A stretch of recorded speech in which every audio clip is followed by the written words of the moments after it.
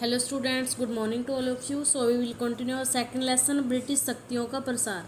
तो आज हम इसमें प्लासी के युद्ध के बारे में पढ़ेंगे। सिराजुद्दौला व अंग्रेजों की सेनाएं 23 जून 1757 को प्लासी के मैदान में आमने सामने थी। अंग्रेजों की सेना का संचालन रॉबर्ट क्लाइव कर रहा था। क्लाइव ने 8000 यूरोपीय सैनिकों को छोटी सी सेना, 2000 भारतीय सिपाहियों में 10 बंदूकधारियों के साथ सिराजुद्दौला की राजधानी मुर्शिदाबाद तक निरीक्षण किया। सिराजुद्दौला ने भी 70,000 आदमियों की सेना व 70 बंदूकधारियों के साथ अपनी राजधानी का निरीक्षण किया और वह एक असमान युद्ध था। दोनों सेनाएं प्लासी यानी कि कोलकाता से 70 मील की दूरी पे ये स्थान है प्लासी, वहाँ पे मिलती हैं। और विश्वासघाती मीर जाफर ने युद्ध में भाग नहीं लिया और एक बड़ी सेना के साथ खड़ा तमाशा देखता रहा। सिराजुद्दौला हार गया और उसे कैद करके मौत के घाट उतार दिया गया। अंग्रेजों ने मीर जाफर को बंगाल का नवाब बना दिया और प्लासी का युद्ध इतिहास में एक महत्वपूर्ण स्थान रखता है। इसी के साथ भारत पर अंग्रेजी शासन की स्थापना हुई थी। अंग्रेजों को उस स्थान पर आधार मिला जहां से उन्होंने संपूर्ण भारत पर शासन करना था।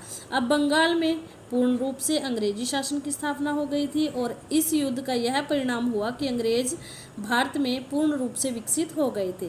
प्लासी के युद्ध के बाद ईस्ट इंडिया कंपनी की व्यवस्था में भारी परिवर्तन किए गए। हालांकि यह एक व्यापारिक कंपनी थी, परंतु अब यह देश में एक राजनीतिक शक्ति भी बन गई थी। प्लासी के युद्ध के बाद ब्रिटेन से सोने का व्यापार बंद कर दिया गया था और अब भारत के राजस्व से ही, यानी कि जो भी भारत से रिवेन्यू टैक्स वगैरह लेते थे उससे ही कंपनी जो है अपने खर्चे चलाने लग गई थी। खर्चे कंपनी के किए जाते थे और इस राजस्व का प्रयोग भारत में कपास, सिल्क व कपड़ा खरीदने, कंपनी की यात्राओं को नियंत्रित करने, तटों पर इमारतें, कंपनी के किले व कोलकाता में कार्यालय बनाने के लिए किया जाता था। प्लासी के बाद बंगाल। प्लासी की हार के बाद अंग्रेजों ने सिराजुद्दौला को कैद करके मीर जाफर को जो है बंगाल का नवाब बना दिया और वह योग्य शासक नहीं था। मीर जाफर योग्य शासक नहीं था। नवाब ईस्ट इंडिया कंपनी के हाथों की कठपुतली था, यानी कि जो मीर जाफर था वो अंग्रेजों के कहने पे ही चलता था, उनके हाथ की कठपुतली था। उसे राजगद्दी से उतार दिया गया और उसके बाद उसका जो दामाद था मीर कासिम, उसको बंगाल का नवाब बना दिया गया और मीर कासिम बंगाल का योग्य शासक था। उसने स्वयं को कंपनी से स्वतंत्र कराने का प्रयास किया। वह बंगाल का अंतिम नवाब था। उसने जो है प्रशासन के खर्चे कम कर दिए और अयोग्य कर्मचारियों और उन कर्मचारियों को हटा दिया जो कंपनी के निकट थे। इसलिए कंपनी ने उसे हराकर मीर जाफर को दोबारा से पुनः यानी कि दोबारा नवाब बनाने का निश्चय किया और परिणाम स्वरूप एक युद्ध और लड़ा गया जो कि बक्सर के युद्ध के नाम से जाना जाता है।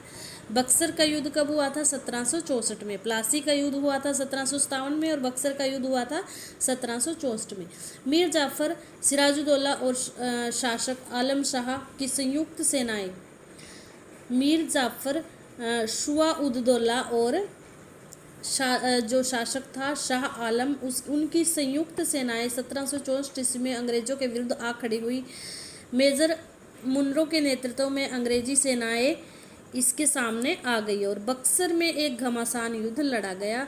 संयुक्त सेनाएं बुरी तरह से हार गई और मीर कासिम भाग गया। अवध के नवाब और शाह आलम ने स्वयं को जो है आत्मसमर्पण कर दिया, यानी कि उन्होंने अपने घुटने टेक दिए और युद्ध समाप्त हो गया। बक्सर का युद्ध इतिहास में एक निर्णायक युद्ध था। उसने भारतीय सेना की दुर्बलता यानी कि उनकी कमजोरी, उनकी वीकनेस सामने आ गई थी और अवध के नवाब और मुगल शासक पूर्ण रूप से ईस्ट इंडिया कंपनी पर निर्भर हो गए थे। बक्सर के युद्ध के पश्चात अंग्रेज बंगाल के वास्तविक स्वामी बन गए थे और भारत में अत्यंत शक्तिशाली अंग्रेज हो गए थे। इसने जो है दोहरी सरकार की स्थापना का भी मार्ग प्रशस्त किया। बक्सर के बाद बंगाल, यानी कि बक्सर के युद्ध के बाद बंगाल में क्या हुआ?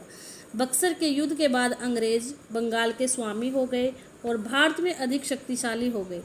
सेना का नियंत्रण भी उनके हाथों में आ गया था।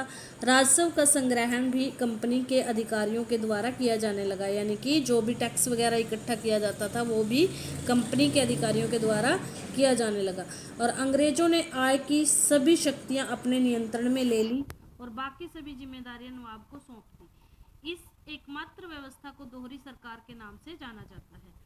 इस प्रणाली को बंगाल के लोगों को भुगतना पड़ा और बंगाल में दोहरी सरकार प्रणाली का अंत सन 1772 ईस्वी में हुआ और बंगाल का सीधा नियंत्रण कंपनी के हाथों में आ गया था।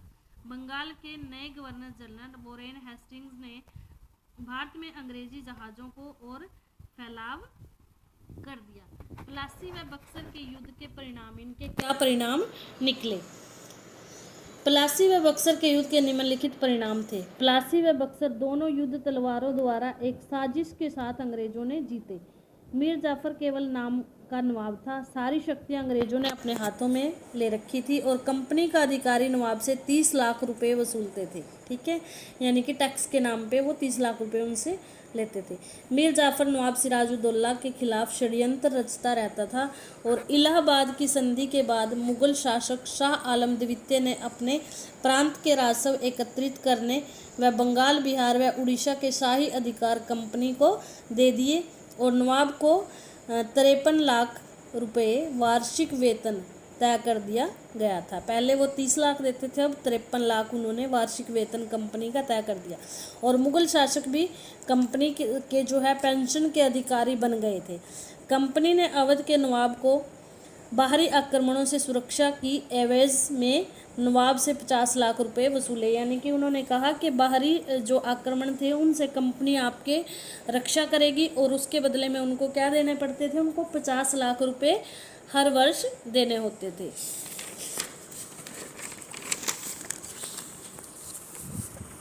आगे हम पढ़ेंगे कंपनी के नवाब। अब कंपनी और अधिक शक्तिशाली हो गई थी, इसलिए कंपनी का प्रत्येक कर्मचारी एक नवाब की तरह रहने लगा। प्लासी के युद्ध के बाद बंगाल के वास्तविक नवाबों की संपत्ति व धन को कंपनी के अधिकारियों ने जबरदस्ती कब्जा कर लिया। रॉबर्ट क्लाइव स्वयं को भारत का भाग्य विधाता समझने लगा। यद्यपि कंपनी के सभी अधिकारी रॉबर्ट क्लाइव की तरह धन एकत्रित करने में सफल नहीं हो पाए। अधिकतर युद्ध के दौरान घायल व बीमार होने के कारण मर गए और उनमें से जो अपनी धन संपत्ति का दिखावा करते थे वे नवाब कहलाते थे। नेक्स्ट है अंग्रेजों का प्रभावशाली होना।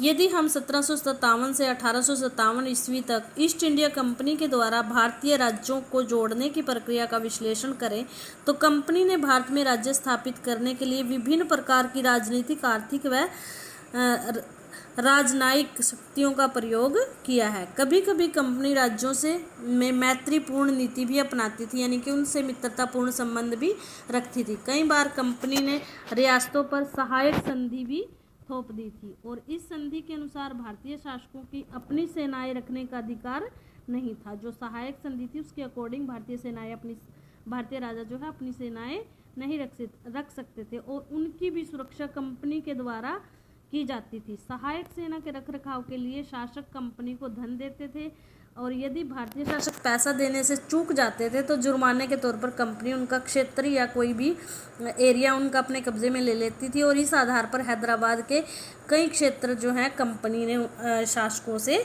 छीन लिए थे। नेक्स्ट है मैसूर के साथ युद्ध। जब कंपनी को अपनी राजनीतिक और आर्थिक हितों पर खतरा दिखाई देने लगा तो कंपनी ने प्रत्यक्ष सैनिक टकराव का रास्ता भी अपनाया। टीपू सुल्तान का युद्ध इसका उदाहरण है। 1760 ईस्वी में हैदर अली मैसूर का सुल्तान बना और वह बहुत महत्वाकांक्षी शासक था और उसने दक्षिण में अपनी शक्ति बढ़ाने का प्रयास किया और वह अपनी शक्ति को अपने पड़ोसियों के साथ आगे बढ़ाना चाहता था।